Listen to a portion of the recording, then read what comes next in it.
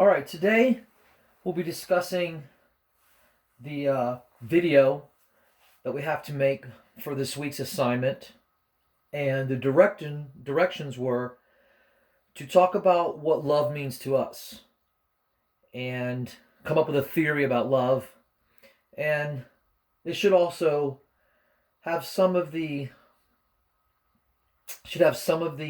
reasoning kind of nested in with what we've been taught over the last few weeks by scholars in the academia world with definitions and what they feel love is as well. So, in saying that, my theory of love today is going to start out with love bites. Let me explain. My theory to love is simply that love bites. Now, I know that I'm stealing a famous song title from the late 80s. However, it was Def Leppard's only #1 single on the Billboard Hot 100 list to date. It shows this song resonated with the nation during its release and impacted those who sang along with it. Everything in the song's lyrics describe what I would say is the true definition of what love is, or should feel like. It's a double-edged sword in so many ways, too. For every positive aspect of love, there also tends to be a tragic side. That's where the bite comes in. It's a beautiful metaphor of how love feels. Some individuals relish the bite of love, and others revel in it. But regardless of how the bite is perceived, there's no doubt that love leaves a mark on you, just like an insect does with its bite. Now, comparing and contrasting my theory of love bites to what actual academia says will be crucial in proving why I think my theory of love is the best. In our online TED Talks, Esther Perel used research to talk about the three main stages of love. They were passionate love, intimacy, and commitment. I will use this part of the lesson from our readings to discuss what each stage means, and then how my theory of love compares and or contrasts with each stage to prove my theory correct. Let's start with the first stage, passionate love. Miss Perel says this is the stage that everyone wants to last the longest. Desire resides and is thoroughly nested within this stage. However, passionate love is usually not proportionate to intimacy and commitment. In other words, when intimacy and commitment increase, passionate love decreases. This is problematic because nobody wants desire and passion to fade. What does the song say about this? Well, it says if you got love in your sights, watch out, love bites. It goes on to ask, do you tell lies and say that it's forever? So even the song suggests that nothing in love lasts forever. So the same is true for passion and desire. Once again, while it's there, it's awesome. But when it's gone, love bites.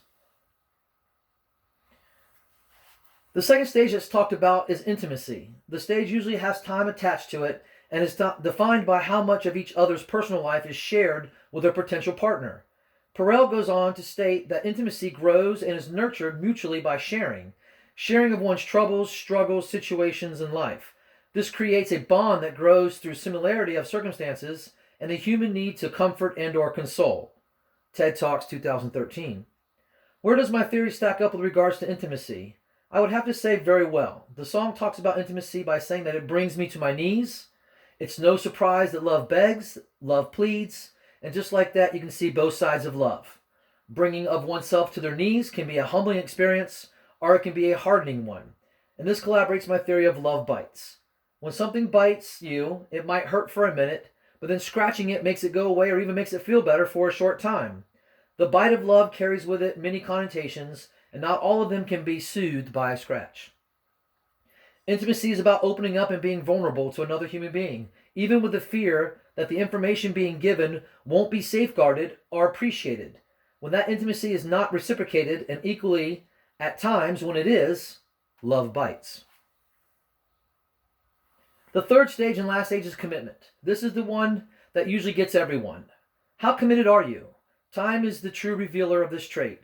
Some of us are committed for periods of time only, whether short or medium, and sometimes long. However, life happens and this once committed person suddenly decides that the commitment isn't worth the effort anymore. Sometimes commitment is nested within other problem sets, children, finances, religion, etc. And this makes it harder to break.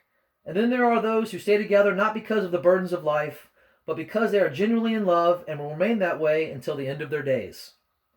My song alludes to the uncertainty of commitment when he asks, when I wake up, will you walk out? And I know you think love is the way you make it, so I don't want to be there when you decide to break it. I know this is only a song, however, it speaks about and touches on the intricacies of life and love. For all the highs, there are equal lows, emotions, feelings, and desires all bundled up and are jockeying for their place in somebody's hearts and or mind.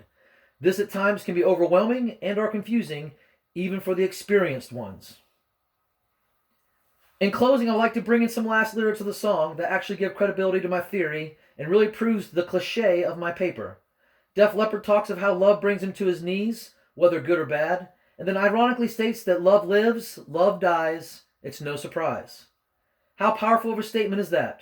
Out of all the proverbial comments that can be stated or quoted, love living and then love dying within a human being has to be one of the most profound of all. And because love is such a powerful feeling and emotion, when it does decide to live within us, and then for whatever reason gets taken away, well then that is the time that we can honestly say, love bites. Thank you very much for your time, and my name is Russell Wynn.